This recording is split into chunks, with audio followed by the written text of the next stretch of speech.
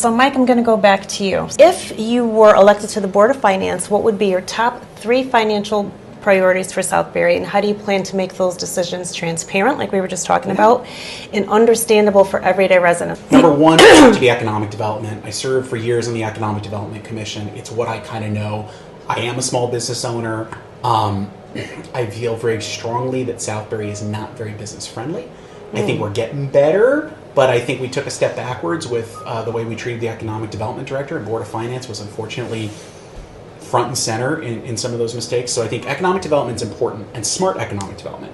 What does that mean for everybody? Well, if you can increase the economic tax base, you can maybe not completely reduce all the taxes on residents, but at least take off that burden. Right now, Southbury, we have very little commercial activity. You look at towns like Oxford, Woodbury, Middlebury, they're making strides with their, Newtown certainly, with their economic development. We are not. And so that means that all of our residents pay a much greater percentage of those taxes than the businesses. And when you've got so many seniors on fixed incomes, that's asking a lot. And the other thing about bringing businesses, there's jobs, which may or may not directly affect Southbury, but jobs, people coming to Southbury, people spending money in Southbury, staying in Southbury. And look, we could use more restaurants, we could use more everything, industrial stuff. Certainly we have a great medical sector. So yeah, economic development's number 1.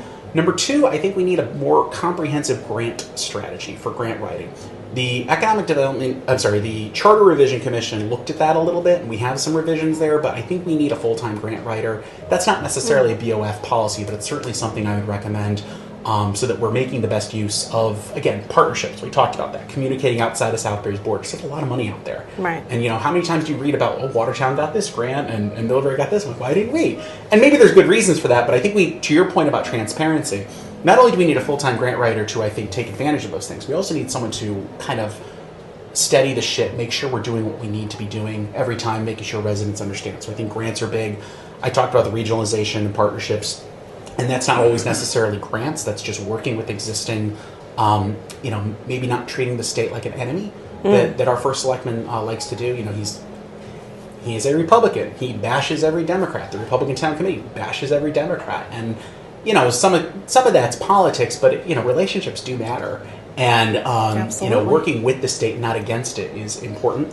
And I would just say, I think you said 3, so those are 3. And I totally agree with Michael with the grant writing. I think we should have a full-time grant writer because we are not taking advantage of all the funds that are out there, both state and federal. I also think we need to rehire an economic development director. Southbury's a town that really needs something like that. We have purchased 200 acres off of Exit 14 over 20 years ago, and nothing's been developed with it. So there's a good opportunity there to maybe increase our grand list with that property.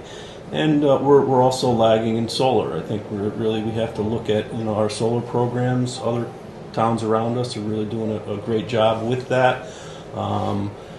Michael did reference the strategic planning and the commission that has unfortunately disbanded, but they did have a gentleman there who was a member of the commission that gave a great presentation on solar and solar banking, and he did refer to the Volpe-Rosen property as a good place to install solar banks. So let me ask you a question. I don't mean to interrupt you. So when you say there's other towns that are doing a good job of solar, what town do you think comes to mind that we can maybe model after? Oh, absolutely. Newtown is definitely has a great solar program that's going on there. So yeah, we can definitely piggyback on what they're doing there. And we're going to get into another question with the Southbury Training School and everything. And similar to Southbury, Newtown had what was the state facility of Fairfield Hills that they purchased in early 2000s from the state of Connecticut. So that's something too that we can model what they did as far as taking over the Southbury Training School. So.